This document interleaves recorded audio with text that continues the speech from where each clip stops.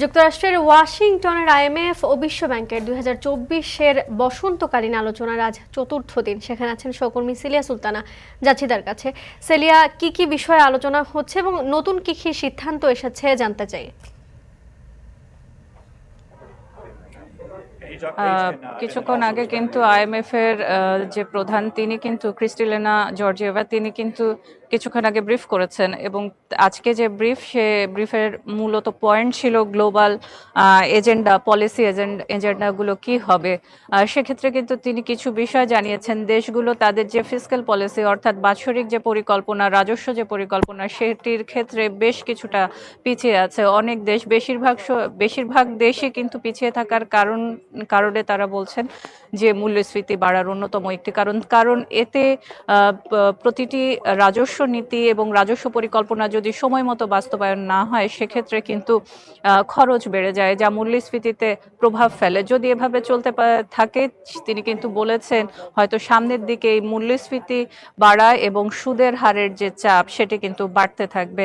এছাড়া অন্য একটি বিষয় তারা বলেছেন যে যুদ্ধ বিধ্বস্ত যে পরিস্থিতি, একটি প্রশ্ন এসেছিল যে পরিস্থিতি সৃষ্টি হয়েছে সারা বিশ্বের জন্য সেটি আসলে অর্থনৈতিক যে প্রবৃদ্ধি সেটি অর্জনে কতটা সহায়ক এবং কতটা চ্যালেঞ্জের হবে, তখন কিন্তু তিনি একটি বিষয় জানিয়েছেন যে অর্থনৈতিক প্রবৃদ্ধি এবং মানুষের জন্য এই যুদ্ধ পরিস্থিতি বন্ধ হওয়া দরকার।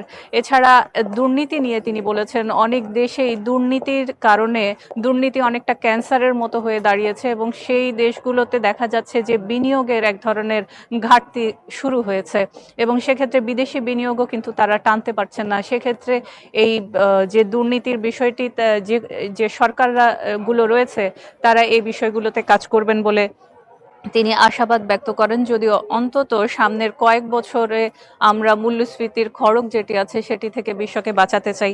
এছাড়া তিনি কিছু বিষয় বলেছেন যে সবচেয়ে বেশি গুরুত্ব দিতে হবে আপনি যখন কোনো রাষ্ট্র যখন তাদের ফিসক্যাল পলিসি করে সেক্ষেত্রে যদি কোনো কাঠামোগত পরিবর্তনের প্রয়োজন হয় সেটি কিন্তু এখনই করার সময়।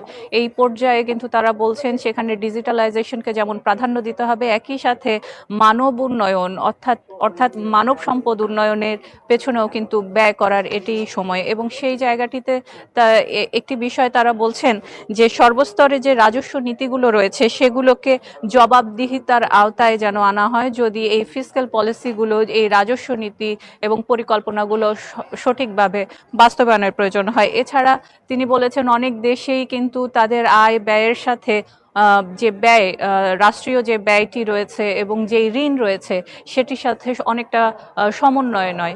সেক্ষেত্রে হচ্ছে তারা আশা করছেন এই রাষ্ট্রগুলো তাদের যে ঋণগুলো রয়েছে সেই ঋণটি কমাবে এবং সবচেয়ে বেশি লেবার মার্কেট অর্থাৎ যে কর্মক্ষম ব্যক্তি এবং শ্রম বাজার রয়েছে সেখানে সবচেয়ে বেশি গুরুত্ব দেওয়ার কথা তিনি বলেছেন আগামী 2 বছরের মধ্যে।